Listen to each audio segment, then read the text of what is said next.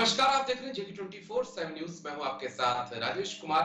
वक्त हमारे खास कार्यक्रम डिफेंस स्पेशल का, जहां पर अमेरिका को लेकर आज हम बात करेंगे, क्योंकि अमेरिका में 5 साल के वनवास के बाद डोनाल्ड ट्रंप की वापसी हो चुकी है। जबरदस्त जीत डोनाल्ड ट्रंप को मिली है, लेकिन इस जीत के क्या मायने हैं, दुनिया में क्या कुछ असर इस जीत का होगा, डोनाल्ड ट्रंप दुनिया को किस तरफ ले जाएंगे, इसको लेकर अब बातचीत हम करेंगे। भारत अमेरिका संबंधों पर क्या असर होगा, अमेरिका ईरान संबंधों पर क्या असर होगा, रूस और अमेरिका के संबंध अब किस तरफ जा सकते हैं, इसको डिटेल से समझने की कोशिश करेंगे। खासकर बात भारत और अमेरिका के संबंधों को लेकर हम करेंगे, क्योंकि हमने पिछले एक दशक में देखा है कि लगातार अमेरिका भारत के साथ रणनीतिक संबंधों को तो मजबूत कर रहा है, लेकिन वो भारत को ट्रांसफर ऑफ टेक्नोलॉजी से हिचकिचा रहा है। लेकिन क्या डोनाल्ड ट्रंप इस परंपरा को तोड़ेंगे? क्या भारतीय एयरफोर्स को जो 404 इंजन अमेरिका से चाहिए, वो इंजन मिलेगा? MQ-9 रिपर ड्रोन की डिलीवरी में क्या तेजी आएगी? बहुत सारे सवाल हैं जिनका जवाब आज तलाशना होगा। और सबसे अहम बात कि चीन और पाकिस्तान के खिलाफ अमेरिका का, या कहें डोनाल्ड ट्रंप का, क्या रुख होगा, यह भी जानना समझना बेहद जरूरी है। लेकिन शुरुआत बड़ी खबर के साथ। ट्रंप को बड़ी खबर आपको बता दें, अमेरिका की सत्ता में डोनाल्ड ट्रंप की वापसी। कमला पर भारी पड़ा ट्रंप का मुस्लिम ट्रंप कार्ड। कमला हैरिस कड़ी टक्कर के बाद भी ट्रंप से हारी। ट्रंप को जीत की बधाई देने से पुतिन का इनकार। अमेरिका की सत्ता में डोनाल्ड ट्रंप की वापसी। कमला पर भारी पड़ा ट्रंप का मुस्लिम कार्ड। कमला हैरिस कड़ी टक्कर के बाद भी ट्रंप से हारी। ट्रंप को जीत की बधाई देने से पुतिन का इनकार। जल्दी से ग्राफिक्स और उसके बाद फिर अपने एक्सपर्ट्स के पास हम चलेंगे। कमला पर भारी पड़ा ट्रंप का कार्ड। डोनाल्ड ट्रंप पर एशिया की नजर। बांग्लादेश पर दिया था बयान, हिंदुओं पर अत्याचार मंजूर नहीं। पाकिस्तान के खिलाफ सख्त हुए ट्रंप, पाक की फंडिंग पर लगाई थी रोक। इमरान खान के भी अच्छे दिन आ सकते हैं डोनाल्ड ट्रंप के आने के बाद, क्योंकि माना जाता है डोनाल्ड ट्रंप और इमरान के कहीं ना कहीं एक अच्छे रिश्ते हैं। ईरान के खिलाफ वो होगा सख्त एक्शन। ट्रंप को मारने की साजिश में ईरान का नाम आया था। चीन के खिलाफ सख्त है डोनाल्ड ट्रंप। चीन के विस्तारवाद पर लगाम लगा सकते हैं। यूक्रेन और इजराइल को मदद की उम्मीद होगी, तो ये भी एक अहम पहलू है कि यूक्रेन और इजराइल अमेरिका की तरफ देख रहे होंगे, डोनाल्ड ट्रंप की तरफ देख रहे होंगे कि डोनाल्ड ट्रंप आने के बाद उनकी रणनीति इजराइल और यूक्रेन को लेकर क्या रहती है। लेकिन बात भारत से ही शुरू करेंगे, क्योंकि भारत को भी डोनाल्ड ट्रंप से बहुत ज्यादा उम्मीदें हैं। हमारे साथ दो खास मेहमान चर्चा में जुड़ चुके हैं। ग्रुप कैप्टन यूके देवनाथ हमें ज्वाइन कर चुके हैं। बहुत बहुत शुक्रिया सर। जय हिंद। सबसे पहले थैंक यू समय देने के लिए। विदेश मामलों के जानकार करोड़ी सिंह जी भी हमारे साथ जुड़ चुके हैं। बहुत बहुत शुक्रिया करोड़ी सिंह जी। जय हिंद। जय Hind. Group captain UK Devnath sir, चर्चा की शुरुआत आपके साथ मैं करूंगा। देवनाथ सर, भारत अमेरिका संबंधों पर डोनाल्ड ट्रंप का 5 साल के वनवास के बाद सत्ता में लौटना क्या मायने रखता है सर? क्या जो 404 इंजन को लेकर पिछले 3 साल से एक सपने अमेरिका दिखा रहा है, हम दे देंगे, क्या डोनाल्ड ट्रंप की वापसी के बाद ये माने कि वाकई में वो जो डिलीवरी है वो जल्द से जल्द हो पाएगी सर? राजेश, जहां तक तेजस के लिए, तेजस मार्क 1A के लिए इंजन की बात है, F404 और उसके बाद F414 जो इंजन है, इसकी डिलीवरी तो ऐसे तो फरवरी में आनी थी इस साल, बाद में बोला गया कि नवंबर में आएगी। लेकिन अब जी ने एक स्टेटमेंट इशू किया है, जो कि शायद अमेरिकन सरकार के आशीर्वाद से दिया है, कि इंजन जो है मार्च के महीने तक इंडियन एयरफोर्स को और HAL को सौंप दी जाएंगे। सवाल यह है कि क्या अमेरिका इंजन को डिले करके हमारी आर्म ट्विस्टिंग कर रहा है? अभी तक हमारे जो डिप्लोमेटिक कैडर है या हमारे जो HAL के इंजीनियर जो कि अमेरिका में बैठे हुए हैं, GE की कंपनी बैठे हैं, उनका ये मानना है कि अमेरिका को शायद जेन्युइन प्रॉब्लम है, क्योंकि अमेरिका को उसकी जो स्पेयर पार्ट्स की सप्लाई चेन है उसमें दिक्कत हो जी रही है। इस इंजन के काफी स्पेयर पार्ट यूरोप के देशों से आते हैं, इस इंजन के काफी स्पेयर पार्ट इंग्लैंड से आते हैं, और सबसे बड़ी बात है इस इंजन के कुछ स्पेयर पार्ट दक्षिण कोरिया से भी आते हैं। तो जो एचएएल की टीम है उनका ये मानना है, क्योंकि उनके साथ जी ने थोड़ा सा डेटा शेयर किया है कि जैसे ही ये सप्लाई चेन की जो डिसरप्शन है ये ठीक हो जाएगी तो इंजन की डिलीवरी चालू हो जाएगी। फिलहाल कोई ऐसा मामला नजर नहीं आ रहा जिसमें कि हम ये सोचें कि अमेरिका भारत को ब्लैकमेल करने की कोशिश कर रहा है या आर्म ट्विस्टिंग कर रहा है। जी जी राजेश। जी, मैं आता हूं फिर आपके पास। क्रोडी सिंह जी भी हमारे साथ जुड़े हुए हैं। क्रोडी सिंह जी, डोनाल्ड ट्रंप की जीत, सत्ता में वापसी क्या मायने दुनिया के लिए और भारत के लिए रखती है सर? देखिए, जैसा कि डोनाल्ड ट्रंप का पिछला कार्यकाल था और आगे का क्या ये कार्यकाल किस तरह का हो सकता है, इसमें जी मैं कुछ अंतर देखता हूं। पिछले कार्यकाल में थोड़ा सा डोनाल्ड ट्रंप का एक्सट्रीमिस्ट एटीट्यूड था, उसमें प्राउड बॉयज थे, जो वाइट सुप्रीमेसिस्ट ग्रुप था, वो उसको बहुत हवा दे रहे थे।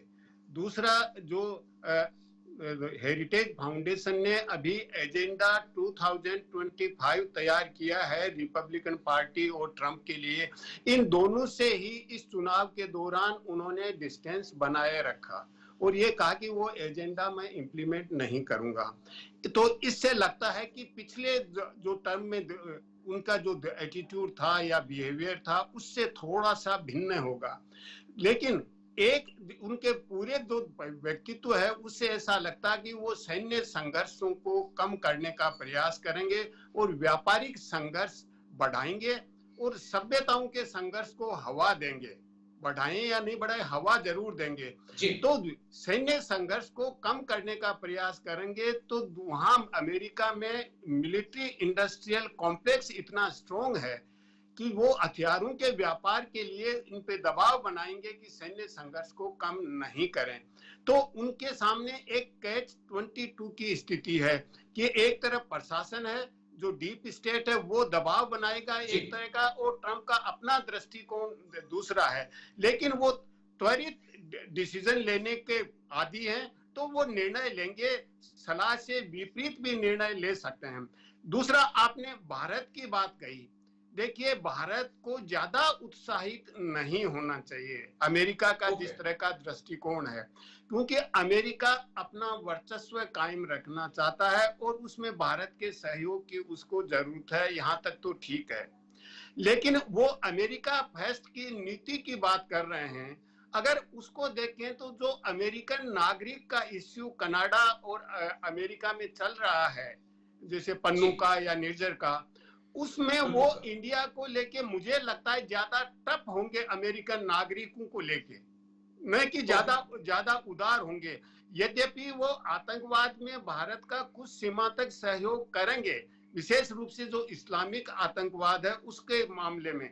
लेकिन जी हम ये मान के चलें कि ट्रंप पूर्णतः हमारे हर दृष्टिकोण का समर्थन करेंगे, ऐसा हमें नहीं मानना चाहिए। व्यापार को लेके भारत और अमेरिका में तनाव पहले से और ज्यादा होगा, कम होने की जगह, क्योंकि ट्रंप ने ये पहले ही कह दिया था चुनाव के दौरान जी कि मोदी जी तो बहुत अच्छे हैं, लेकिन भारत टैरिफ लगाता है, भारत से आयात होता है, उस पर मैं भी टैरिफ लगाऊंगा और दंडात्मक कार्यवाही करूंगा। तो इस तरह का उनका दृष्टिकोण है, तो हम उनको ग्रांटेड नहीं ले सकते कि मोदी और ट्रंप की दोस्ती है तो सब कुछ अच्छा ही होगा। तो हमें बहुत ही फूक फूक के कदम रखने चाहिए, बहुत ज्यादा उत्साहित भी नहीं होना चाहिए और बहुत ज्यादा निराशा भी नहीं होनी चाहिए, क्योंकि अमेरिका ठीक का रणनीतिक हित है भारत के साथ दोस्ती में। तो उतनी दोस्ती तो वो निश्चित रूप से भारत से रखेंगे कि अमेरिका की सर्वोच्चता बनी रहे, अमेरिका का हित पूरा होता रहे। तो उसको हम किस रूप में देखेंगे, कितना भारत को फायदा ले पाएंगे, ये भारत की नेगोशिएटिंग स्किल पे डिपेंड करता है कि हम कितना उनसे ठीक है। नेगोशिएट कर पाते हैं। जी राजेश। जी चलिए मैं लौटता हूं आप दोनों के पास सर। एक और बड़ी खबर है मेरे पास, उसके बाद देवनाथ सर मैं आपके पास आऊंगा। अमेरिका से एक और बड़ी खबर सामने आ रही है। डोनाल्ड ट्रंप ने की प्रधानमंत्री मोदी की तारीफ।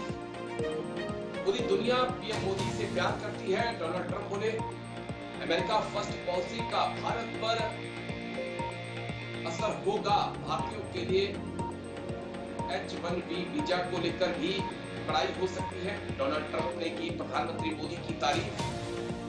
पूरी दुनिया पीएम मोदी से प्यार करती है। डोनाल्ड ट्रंप बोले अमेरिका फर्स्ट पॉलिसी का भारत पर असर होगा। भारतीयों के लिए H-1B वीजा लेना मुश्किल होगा। बड़ी खबर। डोनाल्ड ट्रंप ने की प्रधानमंत्री मोदी की जमकर तारीफ। पूरी दुनिया पीएम मोदी से प्यार करती है। डोनाल्ड ट्रंप बोले अमेरिका फर्स्ट पॉलिसी भारत पर असर करेगी। डोनाल्ड ट्रंप देंगे टेंशन। अमेरिका फर्स्ट की पॉलिसी H-1 वीजा लेना होगा मुश्किल। कई भारतीय जाते हैं हर साल अमेरिका। चीन पाक पर मिलेगा भारत को अमेरिका का साथ। बांग्लादेश पर एक्शन की बात डोनाल्ड ट्रंप ने कही है। बातचीत नहीं एक्शन लेंगे ट्रंप। चीन +1 पॉलिसी पर भी अब ज्यादा फोकस हो सकता है।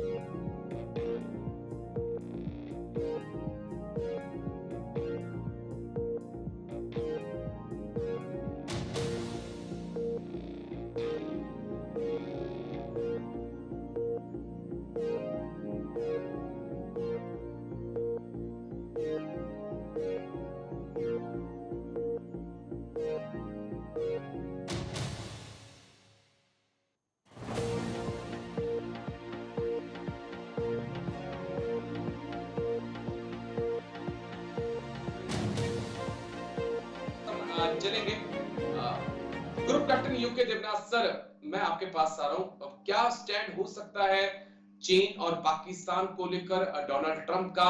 और बांग्लादेश को लेकर तो चुनाव प्रचार के दौरान ही उन्होंने अपने तेवर दिखाए थे कि जिस प्रकार से बांग्लादेश में हिंदुओं पर अत्याचार हो रहा है वो मंजूर नहीं किया जाएगा। हालांकि बराक ओबामा के मोहम्मद यूनिस काफी नजदीक हैं, काफी खास रहे। अमेरिका नहीं कहा, अमेरिका पर ही आरोप है मोहम्मद यूनिस को सत्ता में बैठाने का। तो क्या डोनाल्ड ट्रंप कुछ सख्त एक्शन बांग्लादेश के खिलाफ और पाकिस्तान और चीन का जो गठजोड़ चल रहा है उसके खिलाफ ले सकते हैं? आपका आंकलन क्या है सर? हाँ राजेश, जहां तक बांग्लादेश की बात है, Donald Trump America Republican party यह चाहेगी कि बांग्लादेश में जल्दी से जल्दी इलेक्शन हो जाए। जब मोहम्मद यूनिस को कार्यवाही सरकार बनाने के लिए न्योता दिया गया तो उनके संविधान में लिखा है 3 महीने के अंदर इलेक्शन होना चाहिए। बाद में उन्होंने बोला 6 महीने में होगा। अब तो बोल रहे कि 1 साल हो जाएगा इलेक्शन कराते कराते। तो अमेरिका बहुत कोशिश करेगा कि वहां पर डेमोक्रेटिक तरीके से एक अच्छी सरकार पावर में आए। क्या अमेरिका इस नए इलेक्शन में अवामी लीग को और शेख हसीना की जो पार्टी है उसको बढ़ावा देगा, ये देखना बाकी है। क्योंकि बांग्लादेश में जो बीएनपी है, खासतौर से जो जमाती इस्लामी के कार्डर हैं, वो नहीं चाहते कि अवामी लीग को फिर से इलेक्शन का मौका दिया जाए। शायद उनको बैन कर दिया जाएगा। जहां तक पाकिस्तान की बात है, अमेरिका फूक फूक कर कदम रख रहा है। अमेरिका पाकिस्तान को इसलिए चाहता है क्योंकि पाकिस्तान के जरिए ही वो अफगानिस्तान के ऊपर या सेंट्रल एशियन रिपब्लिक के ऊपर नजर रख सकता है। उसके बाद रूस के ऊपर भी नजर, रूस के अंडरबेली पर नजर रख सकता है। पेशावर में अगर आप कभी भी चले जाएंगे तो आपको बहुत हाई प्रोबेबिलिटी है कि एक MQ-9 ड्रोन उड़ता हुआ मिल जाएगा, यूएस एयरफोर्स का या CIA का। लेकिन अमेरिका थोड़ा सा डरा हुआ है क्योंकि तालिबान को पावर में लेके आज से 4 साल 5 साल पहले जिस तरह से पाकिस्तान ने तालिबान को मदद करके अमेरिका को अफगानिस्तान से आउट कर दिया था, उसके बारे में अभी तक अमेरिका के जो डिप्लोमेट्स हैं, खासतौर से अमेरिका की जो मिलिट्री है, CIA है, वो अपने घाव अभी तक चाट रही है। तो पाकिस्तान को वो फूक फूक कर बढ़ावा देंगे। बहुत बड़ी चीज ये है कि इमरान खान तो नहीं, लेकिन हाँ अब आसिम मुनीर का जो कार्यकाल है वो 2027 तक बढ़ा दिया गया है। तो क्या डोनाल्ड ट्रंप अगले साल फरवरी मार्च अप्रैल में ही आसिम मुनीर को अमेरिका में इनवाइट करके उनकी बहुत अच्छी आवभगत करके पाकिस्तान की जो पॉलिटिकल पार्टीज हैं उनको एक हिंट देंगे डोनाल्ड ट्रंप कि आप आसिम मुनीर की जो मिलिट्री है उसके हिसाब से ही चलो? ये बहुत बड़ा ओके। परिवर्तन होगा अगर आसिम मुनीर को अगले साल मार्च अप्रैल मई में अमेरिका में इनवाइट किया गया। चीन की बात इसमें कोई शक नहीं है कि चीन अमेरिका का कंप्यूटर है। डोनाल्ड ट्रंप ने बार बार कहा है कि चीन उनका कंपटीटर है, शायद दुश्मन भी है, लेकिन वो उसको बोलना नहीं चाहते। राजनीतिक प्रोटोकॉल है। तो ठीक है। चीन को अगले 10 साल 20 साल में ताइवान के ऊपर बैकफुट पे कैसे रखा जाए, इस पॉलिसी में अमेरिका भारत को बहुत ही अभिन्न हिस्सा मानता है। और मेरा ये आकलन है कि अमेरिका भारत में कोई भी सरकार हो, अमेरिका हमेशा ये कोशिश करेगा कि अलग अलग तरह के समझौते साइन करके वो भारत को अपने पाले में रखे। क्वाड में ऑलरेडी ओके। अमेरिका और पश्चिमी देश जोर लगा रहे हैं कि क्वाड को एक मिलिट्री स्वरूप दिया जाए। इसी जी। तरह से अगर हम देखें, अमेरिका से हर 15 दिन पे 1 महीने में एक हिंट आ जाता है कि साउथ ईस्ट एशिया में मतलब चीन के विरुद्ध एक नेटो बनाया जाए जिसमें भारत एक लीड रोल अख्तियार करे। अभी तक जी। भारत सरकार ने चीन के विरुद्ध नेटो जैसे किसी भी संगठन को बनाने के लिए कोई माना नहीं है, घास भी नहीं डाली है। तो अमेरिका से इस तरह का दबाव आएगा। जी। ठीक है सर। प्रोडी सिंह जी, आपसे मैं समझना चाहूंगा कि H1B वीजा को लेकर जिस प्रकार का कड़ा रुख डोनाल्ड ट्रंप का रहा है, उसका भारत पर क्या असर होगा, और मेक अमेरिका ग्रेट अगेन, ये एक गजब का राष्ट्रवाद अमेरिका में भी डोनाल्ड ट्रंप ने पैदा किया है, इसका दुनिया पर क्या असर होने वाला है सर? देखिए राजेश जी, अपने देश को महान बनाने का और जो राष्ट्रवाद की हवा है, ये लग रहा है कि पूरी दुनिया में आंधी बनने जा रही है।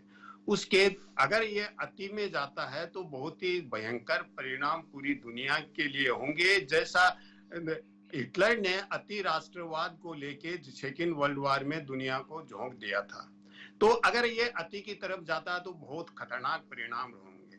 आपने भारतीयों पे असर और वीजा के लिए कहा, देखिए वीजा देना किसी भी देश का विशेषाधिकार है, देना या नहीं देना, जी। उसको हम कानूनी दृष्टि से कहीं चुनौती नहीं दे सकते, विशेषाधिकार होता है।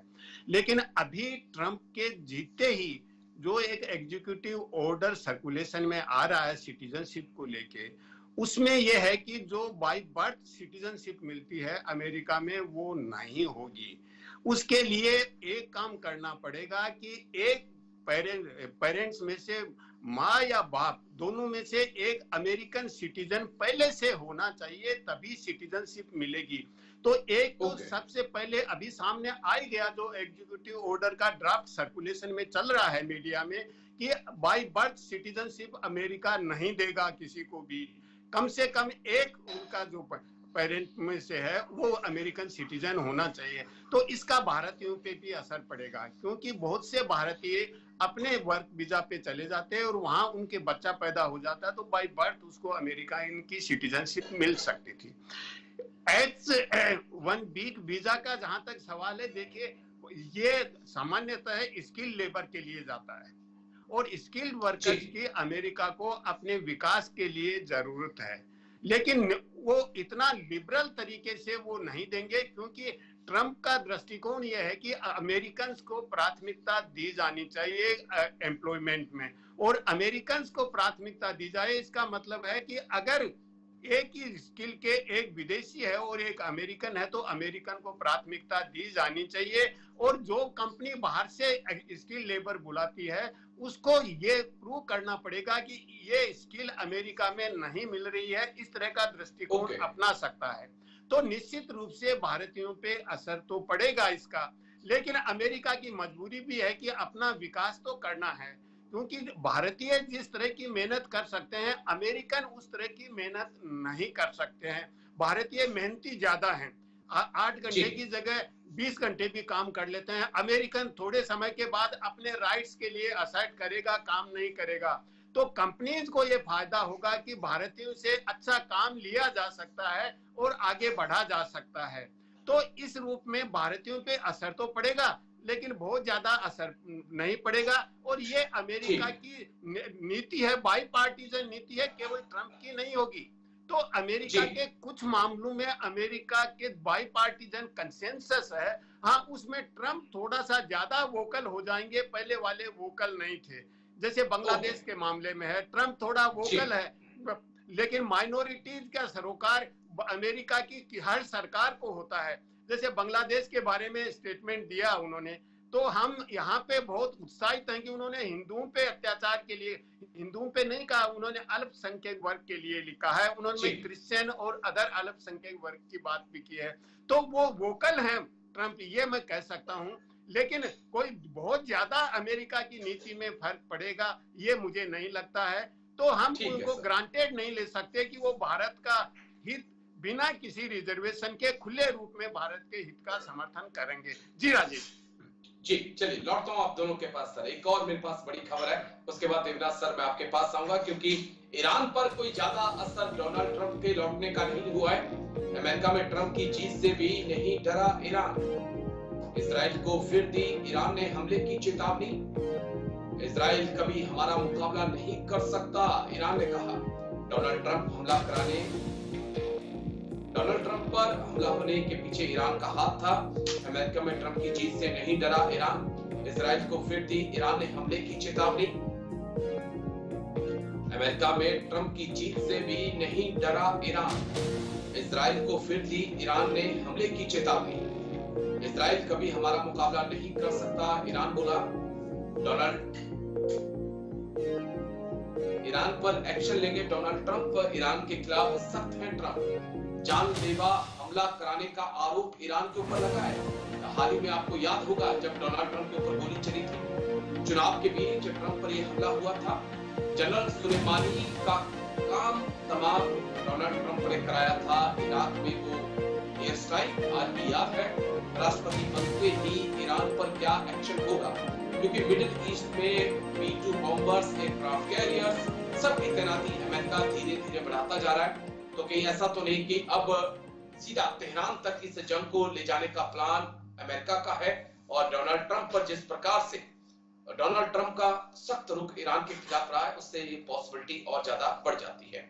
Group captain UK Devnath sir, इस पॉइंट को आप कैसे समझाएंगे कि डोनाल्ड ट्रंप पर जब अटैक हुआ तो उसके आरोप ईरान पर लगे, ईरान की खुफिया एजेंसियों पर लगे कि वो चाहता है कि ट्रंप की हत्या करवाई जाए।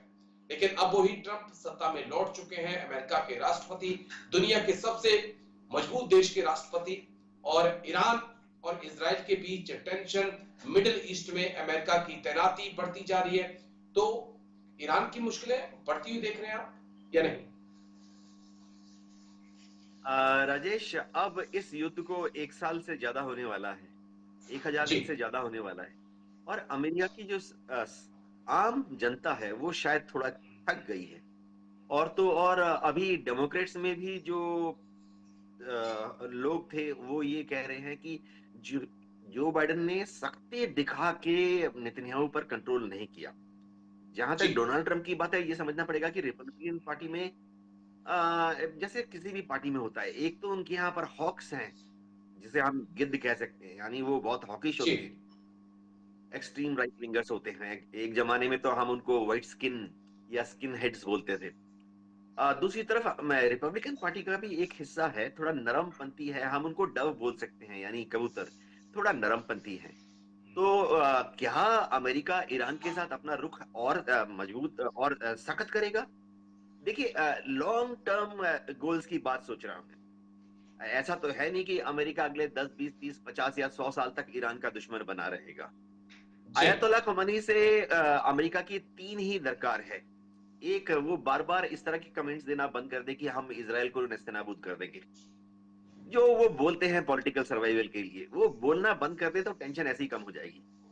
दूसरी, ओके। अमेरिका और इजराइल चाहते हैं कि ईरान जो है अपने जो न्यूक्लियर वेपन्स हैं उनमें यूरेनियम की परिशुद्धिकरण का जो प्रोसेस है उसे कंट्रोल में ले आए, उसको इंटरनेशनल इंस्पेक्टर्स को खोल दे।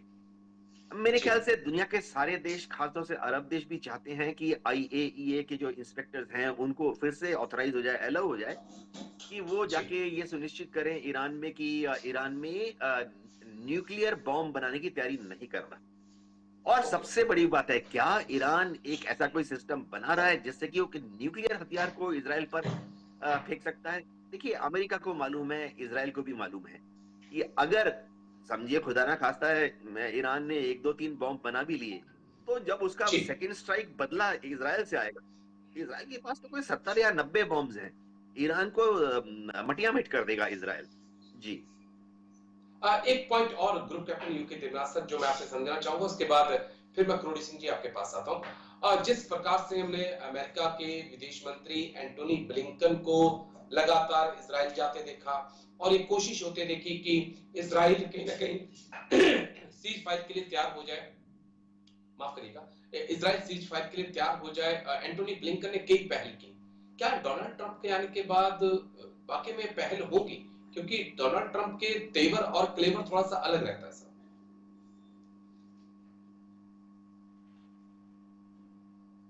देवनाथ सर। हाँ ग्रुप राजेश, ये कैप्टन समझना पड़ेगा जी कि अमेरिका ने जो भी दुश्मन देश थे, आप जर्मनी का एग्जांपल देख लीजिए। द्वितीय विश्व जी युद्ध में जर्मनी के विरुद्ध लड़ा, आज अमेरिका और जर्मनी सबसे पक्के दोस्त हैं। जापान का एग्जांपल देख लीजिए, द्वितीय विश्व युद्ध में जी अमेरिका ने जापान के विरुद्ध हमला किया, एटम बम तक गिरा दिए। लेकिन आज जापान और अमेरिका बहुत पक्के मित्र हैं। तो अमेरिकन डिप्लोमेसी जो है, किसी को भी हमेशा हमाशे के लिए दुश्मन नहीं बनाती है। मैं भारत और पाकिस्तान का ही एग्जांपल दे देता हूं। भारत और जी पाकिस्तान क्या हमेशा के लिए दुश्मनी रखेंगे? अगले 10 साल, अगले 50 साल, अगले 100 200 साल तक? ऐसा नहीं होता। इंटरनेशनल डिप्लोमेसी में जो नरमपंथी लोग होते हैं, दुर्भाग्यपूर्ण जो सोच विचार वाले लोग हैं, इनको थोड़ा आजकल थोड़ा दूसरे विश्लेषणों से एड्रेस करके उनको जी पुट डाउन कर दिया जाता है, ट्रोल किया जाता है। लेकिन किसी भी दो देश कभी भी दुश्मन नहीं रह सकते। हम देखिए ना, इजिप्ट जो कि किसी वक्त इसराइल का दुश्मन था, कैंप डेविड एग्रीमेंट साइन करने के बाद सबसे जी प्यारा दोस्त हो गया वो इसराइल का। आप देखिए सऊदी अरेबिया, वो चाहता है कि दूसरे अरब देशों की तरह से वो भी अब्राहम अकॉर्ड साइन कर ले और रोज इसराइल के साथ जपियां पपियां डाले, खेले, अपने जो रिसोर्सेज ठीक है है। उनको शेयर करे। जॉर्डन के किंग ने तो 1993 में ही treaty of peace and friendship sign कर दी थी, जबकि यही जॉर्डन ने 1967 में और 1973 में इसराइल पर हमला किया। अब जॉर्डन के जो किंग हैं, वो इसराइल चलिए, के बहुत ही पक्के मित्र उम्मीद हैं। करते हैं कि सब कुछ तो ठीक हो जाएगा, दोस्ती उम्मीद बनानी करते हैं। पड़ेगी। ठीक है सर। मैं आपका पॉइंट ऑफ व्यू करोड़ी सिंह जी जानना चाहूंगा, क्योंकि आपकी जो मंद मंद मुस्कान है वो बहुत कुछ कहना चाहती है और मेरे दर्शक और मैं उसको सुनना चाहता हूं कि ईरान और अमेरिका के रिलेशंस किस तरफ जाएंगे डोनाल्ड ट्रंप के सत्ता में लौटने के बाद सर। देखिए, मैं देवनाथ सर की बात को थोड़ा सा और अधिक स्पष्ट करूं तो अमेरिका दोस्त बनाता है, फिर दोस्तों को से दुश्मनी करता है, लड़ता है और फिर दोस्त बनाता है। तो अंतरराष्ट्रीय राजनीति में कोई परमानेंट दोस्त या दुश्मन नहीं होता है। ट्रंप को लेके दुनिया में देखिए, जो थिंक टैंक परसेप्शन है वो डिवाइडेड है, मीडिया जी पोर्ट्रेल है वो भी डिवाइडेड है, क्योंकि एक मीडिया हाउस ट्रंप का समर्थन करता है, दूसरा विरोध करता है, उसको फासिस्ट बताता है। तो ये ट्रंप को लेके बहुत ही एक विवादास्पद स्थिति है। सामान्यतः ऐसी किसी भी राष्ट्राध्यक्ष के बारे में अमेरिका में नहीं रही है जो कि ट्रंप को लेके है। तो ईरान को लेके अमेरिका 40 साल पहले बहुत अच्छा दोस्त था ईरान का। अमेरिका और ईरान की बिल्कुल सर, नो दोस्ती डाउट। शायद भारत और अमेरिका से दोस्ती से भी ज्यादा अच्छी थी। उसमें भारत अमेरिका की कोई दोस्ती नहीं थी। लेकिन जी आज ईरान अमेरिका का सबसे बड़ा दुश्मन लग रहा है। क्या हमेशा दुश्मन रहेगा? मुझे लगता नहीं है। आज अगर ईरान में रिजीम चेंज हो जाए तो ईरान अमेरिका का सबसे अच्छा दोस्त हो जाएगा। तो ऐसी स्थिति में हम ये नहीं कह सकते कि कोई परमानेंट दुश्मन या दोस्त है। लेकिन ट्रंप जब से आया है तो जो नेतन्याहू ने अमेरिकन एडमिनिस्ट्रेशन को, बाइडेन को अपना वार प्लान सबमिट कर रखा है और जेलेंस्की ने एक विक्ट्री प्लान सबमिट कर रखा है, मुझे लगता है कि ट्रंप जेलेंस्की को किसी न किसी रूप में उसके विक्ट्री प्लान को सनब करेंगे और जेलेंस्की पे दबाव बनाएंगे कि आप समझौता कीजिए। दूसरी तरफ नेतन्याहू को मिलिट्री जो प्लान उन्होंने सबमिट कर रखा है, वार प्लान, उसका समर्थन करेंगे। तो इस समय तो वो इजराइल का समर्थन करेंगे निश्चित रूप से, लेकिन अल्टीमेटली देखिए उन्होंने कोरिया के, नॉर्थ कोरिया के तानाशाह के हाथ पे भी कंधा रख दिया कि आप तो बहुत अच्छे हैं। तो वो हो सकता है खोमेनी को भी ये कह दें कि आप बहुत अच्छे हैं, आपसे बातचीत हो सकती है, क्योंकि पिछले टर्म में तो उन्होंने जो न्यूक्लियर वाला एग्रीमेंट था उससे विड्रॉ कर लिया था। वो ये मानते थे कि ये अमेरिका के फेवर में नहीं है, लेकिन आज का ट्रंप पिछले ट्रंप से थोड़ा सा भिन्न लगता है। तो मुझे लगता है कि वो इजराइल और ईरान को भी कहीं दोस्ती की तरफ न ले जाए, क्योंकि वो मिलिट्री वाले वार हैं, उनसे दूर होना चाहता है। वो ट्रेड वाला अमेरिका को आर्थिक और तकनीकी दृष्टि से बहुत ज्यादा समृद्ध बनाना चाहता है। दूसरा, उनकी जो व्हाइट सुप्रीमेसिस्ट एटीट्यूड है वो चुनाव के दौरान तो उन्होंने इतना नहीं दिखाया, लेकिन वो मुझे खत्म नहीं होता लग रहा है। तो वो रूस को ये कह सकता है कि आप और हम तो एक ही नस्ल के हैं, क्यों लड़ा जाए। तो यूक्रेन और रशिया को तो वो नजदीक ला सकते हैं, और इधर ईरान और इजराइल को भी नजदीक लाने का प्रयास कर सकते हैं, लेकिन ईरान पे दबाव जरूर बनाएंगे इस समय। और नेतन्याहू की जो वार प्लान है उसको निश्चित रूप से अप्रूवल देंगे और इजराइल को निरंतर रूप से हथियार देते रहेंगे, ऐसा मुझे लग रहा है। लेकिन अल्टीमेटली वो अमेरिका को किसी भी नए वार में झोंकना नहीं चाहते हैं। देखिए कमला हैरिस ने भी, जब डिबेट हुआ ट्रंप का और कमला हैरिस का, तो उन्होंने स्पष्ट कहा कि देख, अमेरिका अपने सैनिकों को कहीं भी युद्ध में नहीं झोंकना चाहता। आज एक भी अमेरिका का सैनिक दुनिया में कहीं कॉम्बैट ऑपरेशन में नहीं है। तो ये दोनों पार्टियों में कंसेंसस है कि अमेरिका लड़े नहीं, लड़वाती रहे दुनिया को और अपना हथियार बेचती रहे, अपना हित साधन करता रहे। तो अमेरिका लड़वाती है, अमेरिकन सैनिक जहां जहां अमेरिका ने सैनिक भेजे वहां अमेरिका को डिफीट मिली है, ये तो उनका एक्सपीरियंस है। इसलिए अमेरिका लड़वाता रहेगा, हथियार बेचता रहेगा, तनाव बनाए रखेगा और अपनी चौधराहट दिखाता रहेगा। ये एटीट्यूड अमेरिका के हर बाई पार्टी कंसेंसस है अमेरिका को, क्योंकि उसी से अमेरिका का वर्चस्व, अमेरिका का नेतृत्व बना रह सकता है। जी राजेश। ठीक है देवनाथ सर, मैं आपके पास आ रहा हूँ एक और पॉइंट लेकर, क्योंकि मुझे लग रहा है कि पिछले 24 घंटे से जेलेंस्की ढंग से सो नहीं पाए। जिस प्रकार से डोनाल्ड ट्रंप ने तेवर दिखाए थे कि मैं इस युद्ध को खत्म करा दूंगा, और रूस का ये भी माना जाता है कि डोनाल्ड ट्रंप के पीछे कहीं ना कहीं रूस की भी ताकत है। अच्छे रिश्ते वो व्लादिमीर पुतिन के साथ रखते हैं। तो क्या जेलेंस्की वाकई में सो पाए हैं या नहीं, और क्या रुख होगा डोनाल्ड ट्रंप का रूस यूक्रेन जंग को लेकर? राजेश, जहां तक जेलेंस्की की बात है, इसमें कोई शक नहीं है कि उन्हें ये थोड़ा सा आभास हो रहा है कि डोनाल्ड ट्रंप दो चीज शायद आंख बंद करके नहीं करेंगे। एक तो अमेरिका या नेटो देश अमेरिका की शहर पर अब लॉन्ग रेंज स्ट्रेटेजिक वेपन्स जैसे कि एटाकर्मस है जो कि 300 किलोमीटर तक रूस के अंदर घुस के हमला कर सकता है, इन पर वो थोड़ा सा लगाम लगाएगा। दूसरी चीज, डोनाल्ड ट्रंप अपनी तरफ से पूरा कोशिश करेंगे। हाँ, उनको पेंटागन या सेनेट में, कांग्रेस बॉडीज में भी उनको कन्विंस करना पड़ेगा, लेकिन डोनाल्ड ट्रंप पूरी कोशिश करेंगे कि यूक्रेन जो है अब आने वाले समय में रूस के अंदर डीप स्ट्राइक ना करे। डोनाल्ड ट्रंप की जो युद्ध नीति है वो ऐसे रहेगी कि जो युद्ध यूक्रेन के अंदर हो रही है, खैरसोन है, ज़पोरिज़िया है, डोनेट्स्क है, लुहांस्क है, और 2014 से तो उसने दबदबा बनाया हुआ है।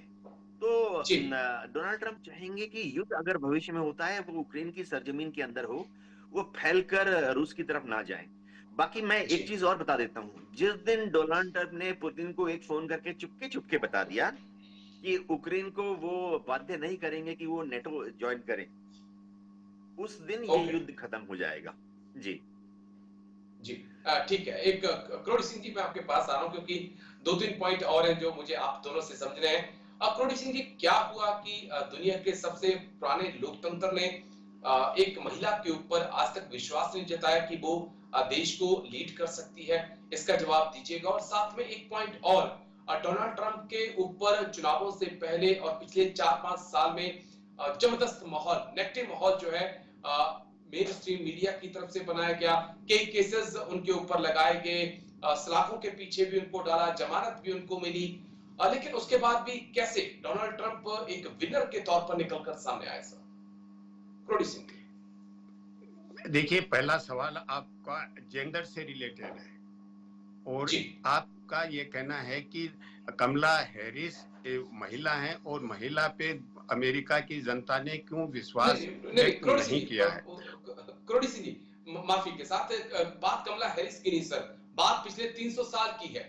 देखिए, हमने 1947 में आजादी प्राप्त की, इंदिरा गांधी हमारी प्रधानमंत्री बनी, बगल में शेख हसीना जो है वो प्रधानमंत्री बनी, यहाँ बेनजीर भुट्टो पाकिस्तान में प्रधानमंत्री बनी। ये दुनिया के सबसे नए लोकतंत्र है, लेकिन सबसे पुराना लोकतंत्र जो है उसने आज तक महिला के ऊपर ट्रस्ट नहीं दिखाया कि ये देश को लीड कर सकती है। मैं उस एंगल से ये समझना चाह रहा हूं। कमला हैरिस का कोई लेना देना नहीं सर इसमें।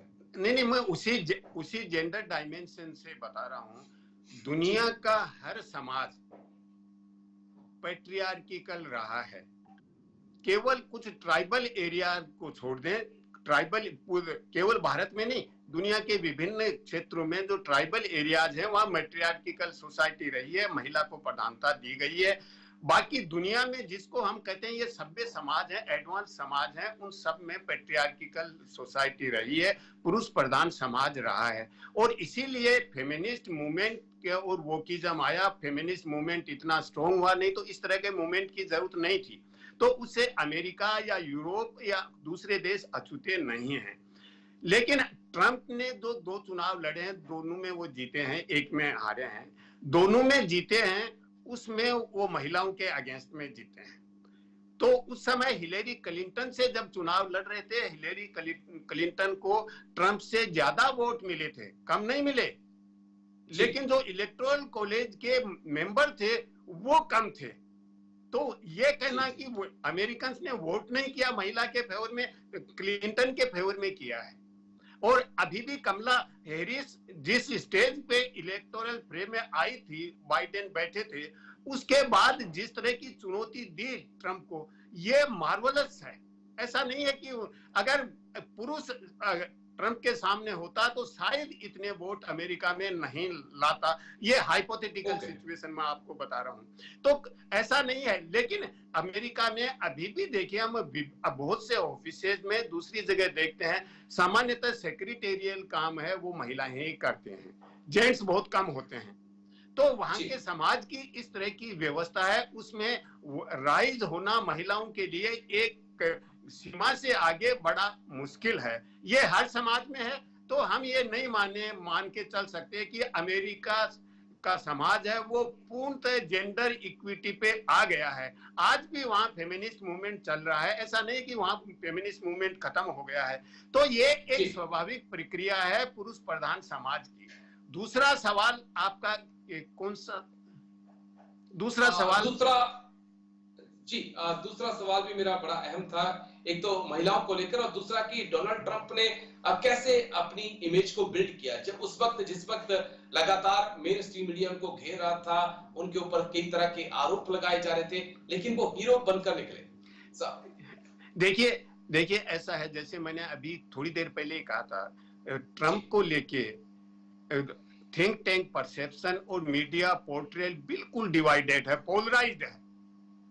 ऐसा नहीं है कि केवल मेन स्ट्रीम मीडिया एक के फेवर में है और सोशल मीडिया और अल्टरनेटिव मीडिया अलग तरीके के, पूर्णतः डिवाइडेड है। एक तरह का युद्ध की सी स्थिति है, एक तरफ उसको डेमोनाइज करते हैं, दूसरी तरफ हीरो मानते हैं।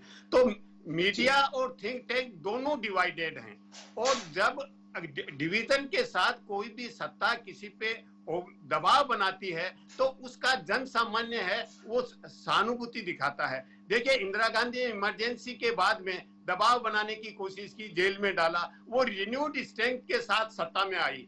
उसी तरह से ट्रंप को जिस तरह से कॉर्नर किया गया, उस पे आरोप लगाए गए, या आरोप सही थे या गलत थे वो तो अभी भी प्रूव होना है।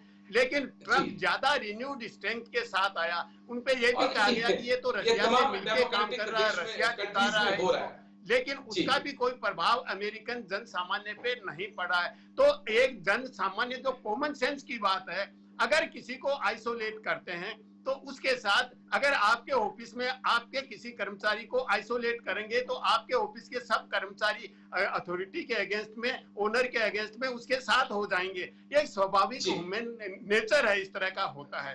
ये तमाम डेमोक्रेटिक कंट्री में हो रहा है। के समय का थोड़ा सा अभाव है, माफी चाहूंगा करोड़ी सिंह, समय का थोड़ा सा अभाव है, माफी के साथ। लेकिन आखिरी 30 second group captain UK Devnath sir आपको मैं दे रहा हूं। जस्टिन ट्रूडो पर इस जीत का असर होगा? जिस प्रकार से फाइव आइज की अगुवाई में निज्जर को लेकर या सिख फॉर जस्टिस को लेकर वो भारत पे हमलावर थे, क्या डोनाल्ड ट्रंप के आने के बाद थोड़े एटीट्यूड में चेंज हम देखेंगे या वैसा एटीट्यूड चलेगा? सर राजेश, कनाडा में अगले साल इलेक्शन है, जस्टिन ट्रूडो को जीतना है। फिलहाल उनकी माइनॉरिटी सरकार है। वो इन आतंकवादी छोटे छोटे ग्रुप्स की मदद से ही टिके हुए हैं, तो वो बहुत कोशिश करेंगे कि अगली बार जब इलेक्शन हो तो वो अपने बलबूते पर एक सरकार बना ले। मेरे ख्याल से अगर अगले इलेक्शन में जस्टिन ट्रूडो अपने बलबूते पर एक सरकार बना लेते हैं तो शायद इन आतंकवादियों से समर्थन लेने की या आतंकवादियों के साथ नरम दिल दिखाने की उनको कोई जरूरत नहीं होगी। चलिए, बहुत बहुत शुक्रिया आप दोनों खास मेहमानों का। Group captain UK Devnath sir बहुत बहुत शुक्रिया। करोड़ी सिंह जी आपका भी एक बार फिर से बहुत बहुत शुक्रिया मेरे साथ खास चर्चा में हिस्सा लेने के लिए और इतने बारीकी से तमाम सवालों के जवाब देने के लिए। डिफेंस स्पेशल में आज मेरे साथ इतना ही, कल फिर होगी मुलाकात। दीजिए इजाजत, नमस्कार।